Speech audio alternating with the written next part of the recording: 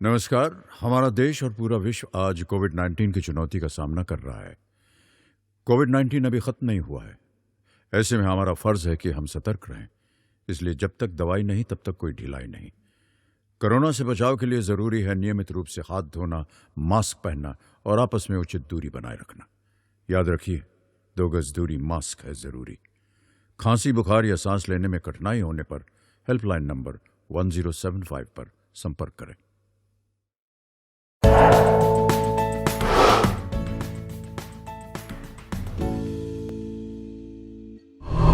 हमने पिछले अध्याय में पढ़ा था कि बहुभुज जिनकी 3 भुजाएं होती हैं उन्हें त्रिभुज कहते हैं। क्या आप बता सकते हैं ऐसे बहुभुज जिनकी 4 भुजाएं होती हैं उन्हें क्या कहते हैं? आप कहेंगे वर्ग, आयत इत्यादि। लेकिन वर्ग, आयत ये तो सिर्फ 1-2 उदाहरण हैं। हम बहुभुजों के पूरे परिवार को चतुर्भुज कहते हैं, जिसे अंग्रेजी में क्वाड्रिलेटरल भी कहा जाता है। क्या आप और भी ऐसी वस्तुओं के बारे में सोच सकते हैं जिनकी 4 भुजाएं हैं? सही सोचा आपने। Paper, chess board, black board, TV की स्क्रीन इत्यादि। आपने पाया होगा कि हमारे आसपास ऐसी ढेर सारी वस्तुएं हैं जो चतुर्भुज हैं। प्राचीन काल से ही विशेष रूप से कला, डिजाइन और वास्तुकला में चतुर्भुज के गुणों का उपयोग किया गया है। एक आयत का विकर्ण इसे 2 सर्वांगसम त्रिभुजों में विभाजित करता है और विशेष रूप से त्रिभुजों में सर्वांगसम का विचार मिस्र के लोगों ने गीजा के महान पिरामिड का निर्माण करने के लिए इस्तेमाल किया था। त्रिभुजों की सर्वांगसमता का विचार चतुर्भुज के विकर्ण से आया था, जिसकी मदद से लियोनार्डो दा विंची को विश्व प्रसिद्ध मोनालिसा को चित्रित करने में मदद मिली थी। अगर आपने अपने घर के नक्शों को देखा होगा तो पाया होगा कि वो भी चतुर्भुज का आकार बनाते हैं। क्या आपने गोल्डन क्वाड्रिलेटरल प्रोजेक्ट के बारे में सुना है, जिसे स्वर्णिम चतुर्भुज प्रोजेक्ट भी कहते हैं? यह भारत का सबसे बड़ा हाईवे प्रोजेक्ट है, जिसकी शुरुआत हमारे पूर्व प्रधानमंत्री अटल बिहारी वाजपेयी ने की थी, जिसके तहत भारत के 4 प्रमुख मेट्रो शहरों दिल्ली, कोलकाता, मुंबई और चेन्नई को जोड़ने वाला एक चतुर्भुज बनाता है। यह भारत की अधिकांश प्रमुख औद्योगिक, कृषि और सांस्कृतिक केंद्रों को जोड़ने वाला एक राष्ट्रीय राजमार्ग नेटवर्क है। इसकी कुल लंबाई 5,846 किलोमीटर है, जिसमें 4 और 6 लेन वाले एक्सप्रेसवे हाईवे शामिल है। अब आप सोच ही सकते हैं कि चतुर्भुज कितना महत्वपूर्ण है। घर के नक्शे से लेकर एक्सप्रेस हाईवे बनाने तक हर जगह इस आकार का इस्तेमाल किया जाता है। चलिए, तो इस अध्याय में हम चतुर्भुज के प्रकार और उनके गुणों के बारे में जानेंगे। चलिए देखते हैं।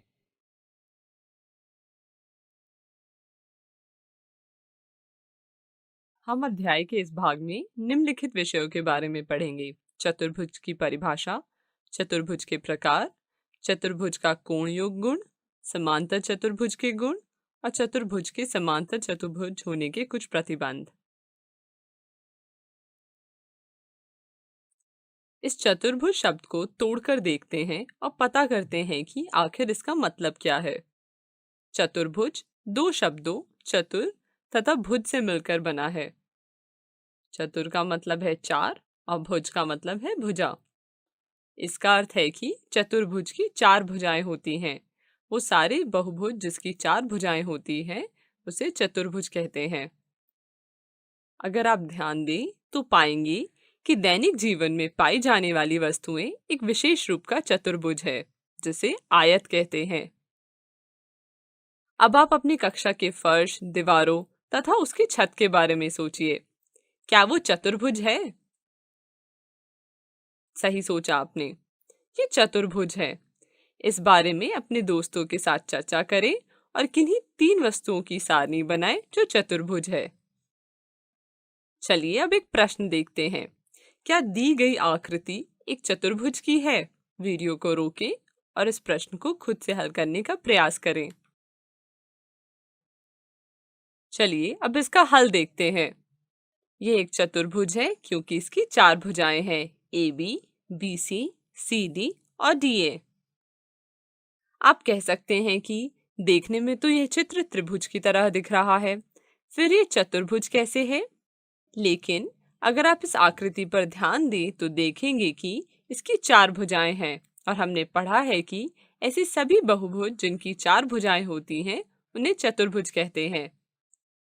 अब हम चतुर्भुजों के बारे में तो जान चुके हैं। अब हम देखेंगे कि चतुर्भुज को हम नाम कैसे देते हैं और एक चतुर्भुज की कितनी भुजाएं तथा कोण होते हैं। पहले हम एक चतुर्भुज को नाम देंगे। चतुर्भुज को नाम देने के लिए हमें चारों किनारों का नाम देना पड़ेगा। हम चारों किनारों को ए, बी, सी, डी नाम दे देते हैं। अब हम इस आकृति को एक चतुर्भुज ABCD बोलते हैं तथा चतुर्भुज के किनारों को शीर्ष बोलते हैं। इसलिए इसकी 4 शीर्ष है A, B, C और D। यह भी ध्यान दें कि चतुर्भुज की 4 भुजाएं हैं तथा 4 कोण हैं। 4 भुजाएं हैं AB, BC, CD और DA। 4 कोण हैं कोण A और हम इसे इस तरह भी लिख सकते हैं, कोण DAB और कोण BAD, कोण B, कोण C और कोण D। अब चतुर्भुज की भुजाओं तथा उसके कोणों के बारे में पढ़ा। इनके बारे में एक बहुत ही रोचक तथ्य है। अब ध्यान दीजिए कि इस चतुर्भुज ABCD में शीर्ष A तथा C परस्पर सम्मुख है तथा B और D भी परस्पर सम्मुख है। अब सम्मुख शीर्षों A तथा C और B तथा D को मिलाइए। क्या आपको याद है हमने इन रेखाओं को क्या बोला था? जी हाँ, सम्मुख शीर्षों को मिलाने वाली रेखा को विकर्ण कहते हैं। यहाँ पर AC तथा BD विकर्ण है। चलिए अब चतुर्भुज ABCD के बारे में जो भी जानकारी हमारे पास है उसको साथ में देखते हैं, जो कि कुछ इस प्रकार है। 4 भुजाएं AB, BC, CD, DA, 4 कोण, कोण A, कोण B, कोण C और कोण D और 4 शीर्ष A, B, C और D। कृपया इसे अपनी कॉपी में नोट कर लीजिए।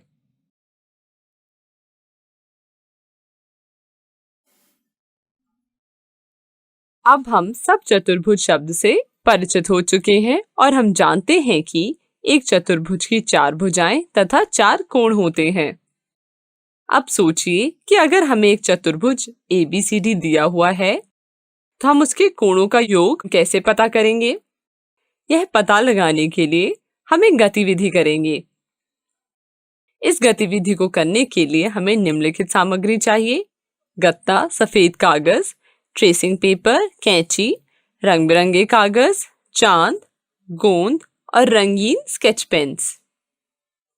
इस गतिविधि से हम यह पता लगाएंगे कि चतुर्भुज के कोणों का योग 360 डिग्री होता है।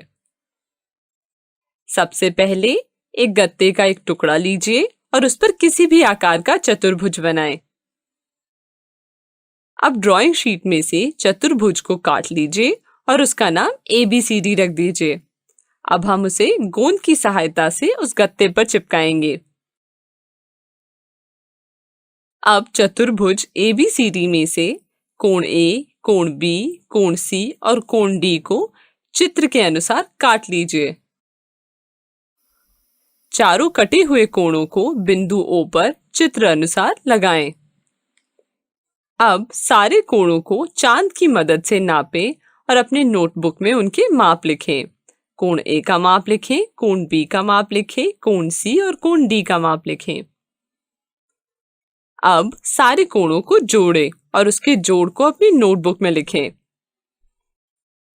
आप पाएंगे कि कोण A प्लस कोण B प्लस कोण C प्लस कोण D का जोड़ 360 डिग्री आएगा। अतः हमने इससे सिद्ध किया कि चतुर्भुज के सारे कोणों का जोड़ 360 डिग्री होता है। चतुर्भुज के इस गुण को कोण योग गुण कहते हैं। यह बहुत ही महत्वपूर्ण गुण है और कई प्रकार के चतुर्भुजों से संबंधित समस्याओं को हल करने में उपयोगी है। कृपया इसे अपनी कॉपी में नोट कर लें। चलिए चतुर्भुज के कोण योग गुण को गणितीय रूप से साबित करें। एक चतुर्भुज ABCD के कोणों का योग होगा कोण A प्लस कोण बी प्लस कोण सी प्लस कोण डी। लेकिन हमें अभी भी कोई मापन नहीं दिया गया है, तो हम इसे पता कैसे करेंगे? क्योंकि हम त्रिभुजों से अच्छी तरह परिचित हैं, तो चलिए इसे दो त्रिभुजों में तोड़ते हैं। त्रिभुज प्राप्त करने के लिए शीर्ष ए तथा सी को मिलाएं। यहाँ हमारे पास दो त्रिभुज है, त्रिभुज एबीसी तथा त्रिभुज एडीसी। अब क्या आप याद कर सकते हैं कि त्रिभुज एबीसी के कोणों का योग क्या है? जी हाँ, हम पढ़ चुके हैं कि त्रिभुज के तीनों कोणों का योग 180 डिग्री होता है, इसलिए हम ये गुण दोनों त्रिभुजों में लगा सकते हैं। इसलिए हम चतुर्भुज को दो त्रिभुजों में विभाजित कर रहे हैं। अब हम त्रिभुज का ये गुण चतुर्भुजों के कोणों के योग को पता करने के लिए करेंगे। प्रमाण शुरू करने से पहले आइए कोणों के नामकरण को समझे। यहाँ हम देख सकते हैं कोण ए को विकर्ण AC द्वारा दो भागों में विभाजित किया जाता है। अगर हम सिर्फ चित्र में दर्शाए गए कोण को ही दिखाना चाहते हैं तो हम इसे कैसे लिखेंगे? हम इसे कोण DAC या कोण CAD की तरह लिख सकते हैं।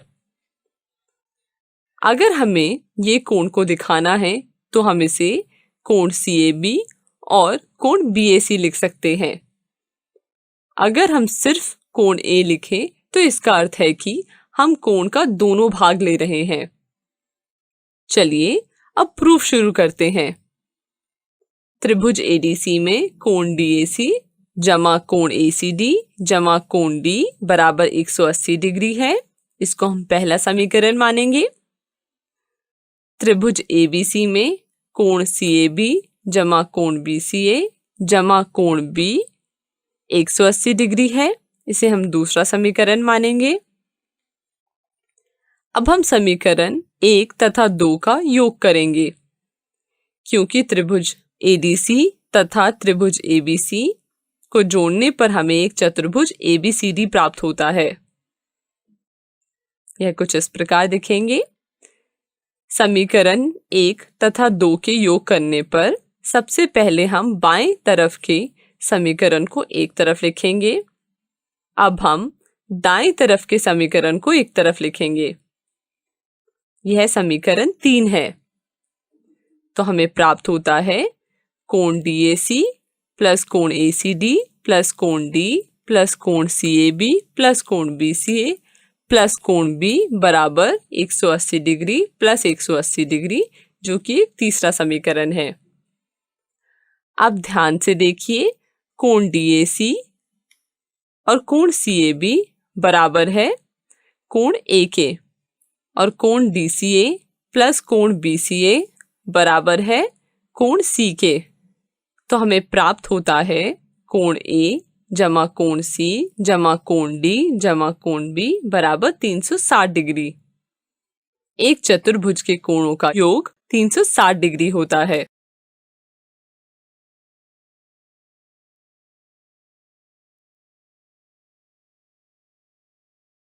चलिए अब हम चतुर्भुज के कोण योग गुण का एक उदाहरण देखते हैं। हमें यहाँ पर एक चतुर्भुज ABCD दिया गया है और x का मान ज्ञात करना है।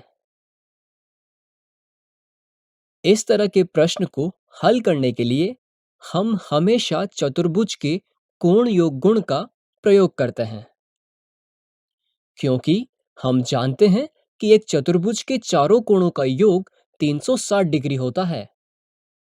इसीलिए यहाँ पर कोण A प्लस कोण B प्लस कोण C प्लस कोण D बराबर 360 डिग्री होगा। कोण A, कोण B तथा कोण D का मापन दिया हुआ है। कोण C ज्ञात करने के लिए यदि हम तीनों कोणों का योग 360 डिग्री में से घटाएं, तब हमें कोण C का मान पता चल जाएगा। तो कोण C बराबर होगा 360 डिग्री माइनस कोण A प्लस कोण B प्लस कोण D। सभी कोणों का मान रखने पर हमें प्राप्त होगा कोण C बराबर 83 डिग्री।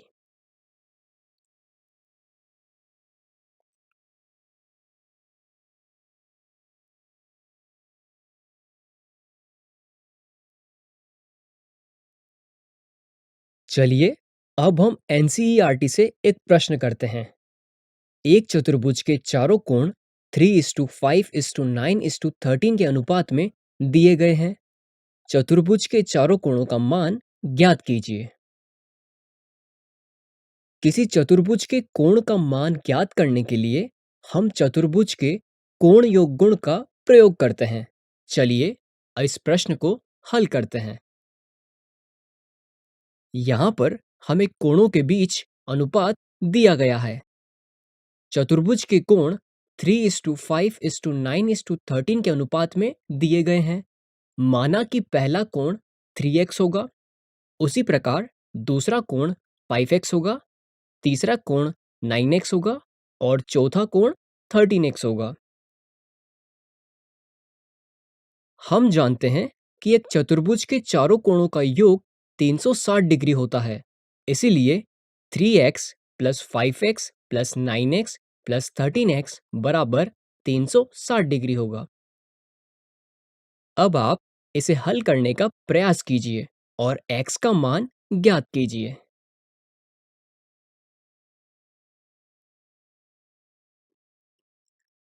हल करने पर हमें प्राप्त होगा x बराबर 360 डिग्री बटे 30, यानी कि x बराबर 12 डिग्री।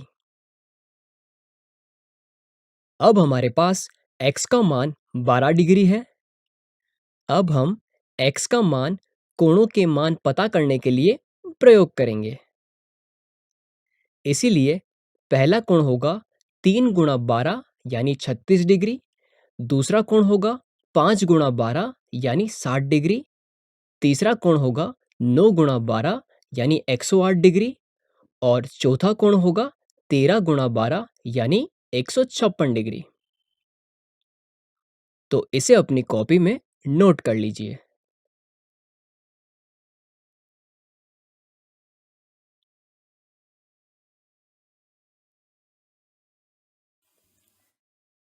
क्या आपने कभी सोचा है कि हम चार बिंदुओं का उपयोग करके कितने आकार बना सकते हैं? हम जितना बनाना चाहें उतना आकार बना सकते हैं।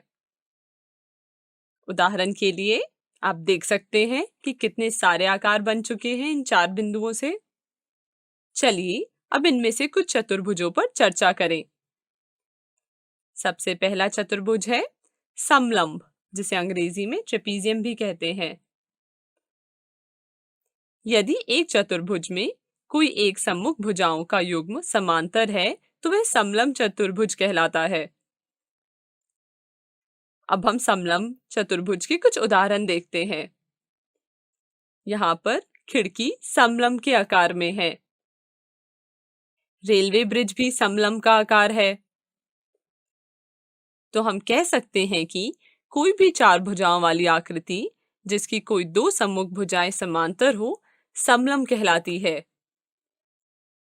दूसरा चतुर्भुज का प्रकार है समांतर चतुर्भुज, जिसे हम अंग्रेजी में पैरेललोग्राम भी कहते हैं।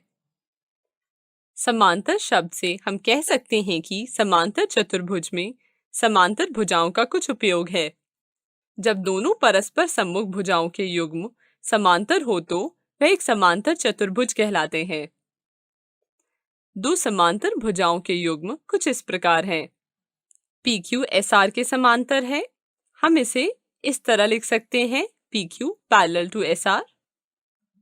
हम समांतर भुजाएं दिखाने के लिए इस चिन्ह का प्रयोग करते हैं और हम समांतर भुजाओं को तीर के निशान से दर्शाते हैं, जैसे कि आप इस चित्र में देख सकते हैं। तो हम इसे इस प्रकार लिखेंगे PS पैरेलल टू QR।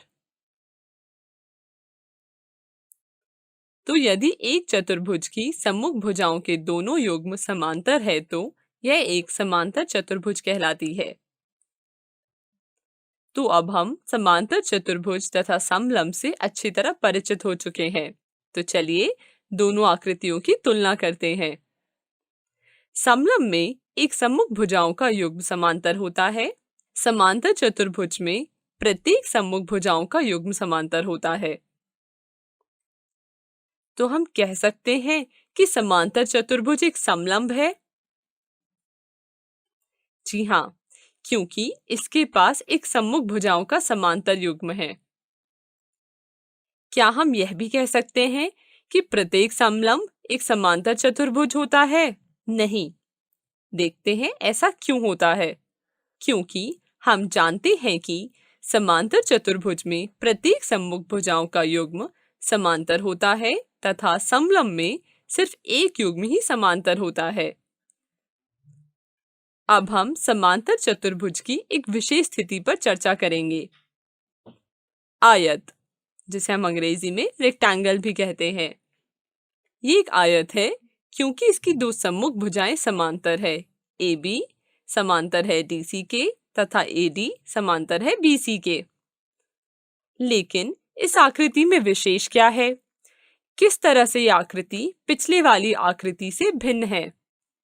दोनों आकृतियों की तुलना करने पर हम पाते हैं कि पहली आकृति में सभी कोण 90 डिग्री है तथा दूसरी आकृति में कोणों को 90 डिग्री होना जरूरी नहीं है।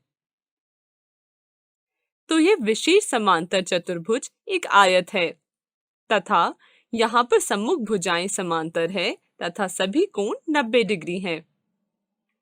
हम यह भी कह सकते हैं कि प्रत्येक आयत एक समांतर चतुर्भुज है क्योंकि इसमें सम्मुख भुजाओं का प्रत्येक युग्म समांतर है। हम आयत के कुछ उदाहरण ले सकते हैं, जैसे कि नोट का आकार एक आयत है, कॉपी या किताबें। अब चौथा प्रकार का चतुर्भुज है वर्ग, जिसे हम अंग्रेजी में स्क्वायर कहते हैं। वर्ग भी एक समांतर चतुर्भुज है क्योंकि सम्मुख भुजाओं के दोनों युग्म समांतर है। वर्ग के कुछ गुण: सभी भुजाएं समान हैं, सभी कोण 90 डिग्री के हैं। क्योंकि वर्ग में सम्मुख भुजाएं समान हैं तथा सभी कोण 90 डिग्री है, इसलिए हम कह सकते हैं कि सभी वर्ग आयत होते हैं। हम वर्ग के कुछ उदाहरण ले सकते हैं। पासा की प्रत्येक सतह चौकोर आकार की होती है। घड़ी, यहाँ पर घड़ी का आकार भी एक वर्ग है।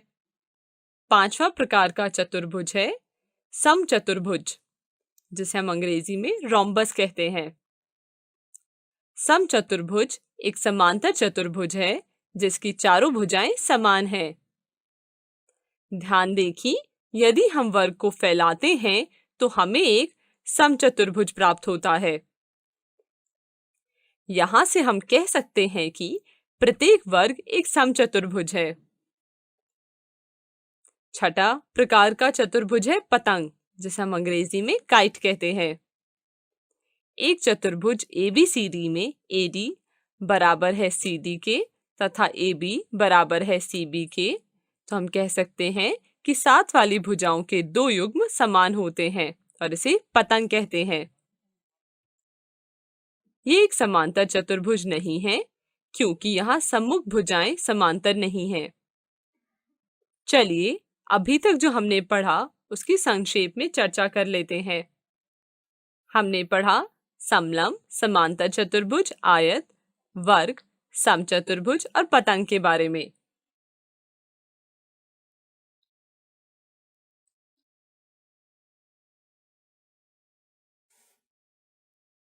हम समांतर चतुर्भुज से तो परिचित हो चुके हैं। अब हम समांतर चतुर्भुज के कुछ महत्वपूर्ण गुणों पर चर्चा करेंगे, लेकिन उससे पहले चलिए एक गतिविधि करते हैं। एक समांतर चतुर्भुज बनाएं। कागज की एक शीट से एक समांतर चतुर्भुज को विकर्ण के साथ काटें। हमें दो त्रिभुज प्राप्त होते हैं। आप इन दोनों त्रिभुजों के बारे में क्या कह सकते हैं? क्या ये सर्वांगसम है? चलिए एक त्रिभुज के ऊपर दूसरा त्रिभुज रखकर इसे पता करने का प्रयास करते हैं। एक त्रिभुज को दूसरे से ढकने का प्रयास कीजिए। इस गतिविधि से आपने क्या देखा? हमने देखा कि दोनों त्रिभुज एक दूसरे के सर्वांगसम हैं क्योंकि दोनों त्रिभुजों ने एक दूसरे को ढक लिया। तो हम कह सकते हैं कि प्रत्येक विकर्ण समांतर चतुर्भुज को दो सर्वांगसम त्रिभुजों में बांटता है। अब हम गणितीय रूप से इस परिणाम को साबित करेंगे। प्रमेय 8.1, जिसके अनुसार समांतर चतुर्भुज का विकर्ण इसे दो सर्वांगसम त्रिभुजों में विभाजित करता है। इस प्रमेय को सिद्ध करने के लिए हमें एक समांतर चतुर्भुज तथा एक विकर्ण बनाना पड़ेगा। चलिए बनाते हैं। माना कि एक समांतर चतुर्भुज ABCD है तथा AC एक विकर्ण है। ध्यान दीजिए कि विकर्ण AC समांतर चतुर्भुज को दो त्रिभुजों में विभाजित करता है, त्रिभुज ABC तथा त्रिभुज CDA। हमें ये सिद्ध करना पड़ेगा कि ये त्रिभुज सर्वांगसम है। आइए देखते हैं कि त्रिभुजों की सर्वांगसमता दर्शाने के लिए हमें क्या जानकारी दी हुई है।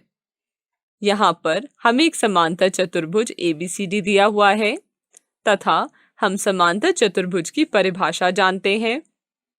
तो हम कह सकते हैं कि समांतर चतुर्भुज में AB समांतर है CD के तथा AD समांतर है BC के और AC एक तिर्यक रेखा है क्योंकि ये समांतर रेखाओं को काटती है।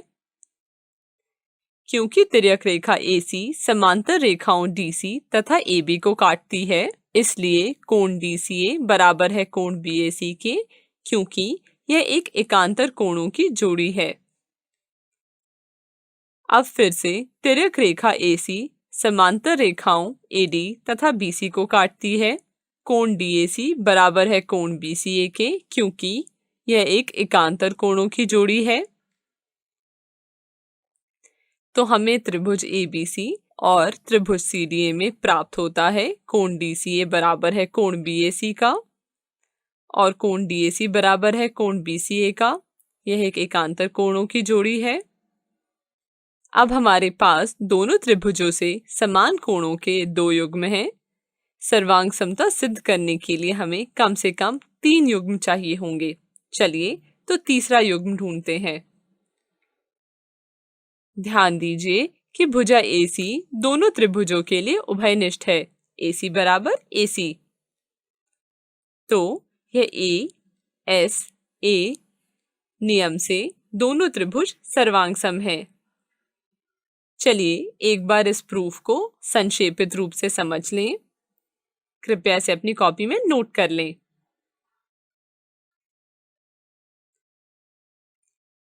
इसलिए ASA नियम से हम कह सकते हैं त्रिभुज ABC सर्वांगसम है त्रिभुज CDA के, या हम कह सकते हैं कि विकर्ण AC समांतर चतुर्भुज ABCD को दो सर्वांगसम त्रिभुजों ABC तथा CDA में विभाजित करता है।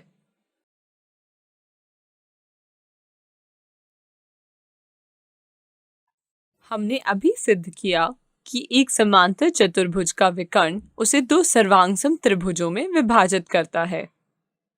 प्रमेय 8.1 का प्रयोग करके अब हम सिद्ध करेंगे कि समांतर चतुर्भुज के सम्मुख भुजाएं बराबर होती हैं। हमें प्राप्त है त्रिभुज ABC सर्वांगसम है त्रिभुज CDA के। तो क्या हम कह सकते हैं कि AB बराबर होगा CD के तथा BC बराबर होगा DA के? वीडियो को रोकें और अपने सहपाठियों के साथ इसके बारे में चर्चा करें। चलिए अब इसका हल देखते हैं। जी हाँ, हम कह सकते हैं कि AB बराबर है CD के तथा BC बराबर है DA के, क्योंकि त्रिभुज ABC सर्वांगसम है त्रिभुज CDA के तथा हम जानते हैं कि सर्वांगसम त्रिभुजों के संगत भाग बराबर होते हैं तथा यहाँ पर AB CD के संगत है और BC DA के संगत है। तो हमें प्राप्त होता है कि AB बराबर है CD के तथा AD बराबर है CB के। इससे हम निष्कर्ष निकाल सकते हैं कि एक समांतर चतुर्भुज में सम्मुख भुजाएं बराबर हैं।